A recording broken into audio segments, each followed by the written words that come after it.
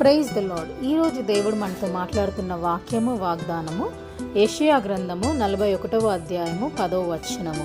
నేను నీతో చెప్పి ఉన్నాను, నీకు తోడై ఉన్నాను, భయపడకుము, నేను నీ దేవుడనై ఉన్నాను, దిగులు పడకుము, నేను నిన్ను బలపరుతును, నీకు సహాయం చేయువాడను నేనే, నీతి అను నా దక్షిణ హస్తముతో నిన్ను ఆదుకుందును. హల్లెలూయా.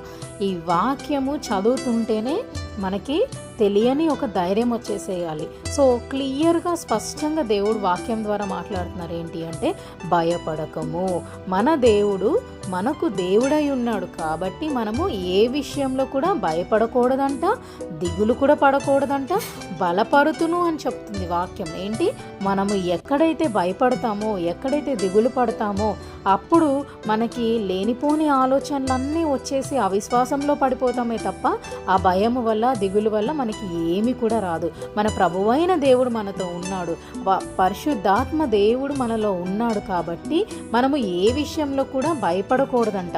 బలమునిచ్చే దేవుడు మన దేవుడు అని వాక్యం సెలవిస్తుంది. నీకు సహాయం చేయువాడను నేనే.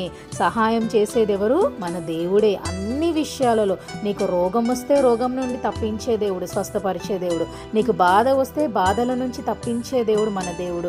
నీకు ఏదైనా ఇబ్బందిలో ఉంటే ఆ ఇబ్బంది నుంచి తప్పించి పరిష్కారం ఇచ్చే దేవుడు, సమస్యలన్నిటినీ తీర్చే దేవుడు. ఇంత గొప్ప దేవుడు మనకున్నాడు కాబట్టి నీతి అను ఆయన దక్షిణ హస్తము ఎప్పుడు కూడా మనల్ని ఆదుకుంటా ఉంటుంది. ఈ వాక్యం మన జీవితంలో నెరవేరాలని కోరుకుంటూ అందరం గట్టిగా ఆమేన్ అని చెప్దాం. God bless you.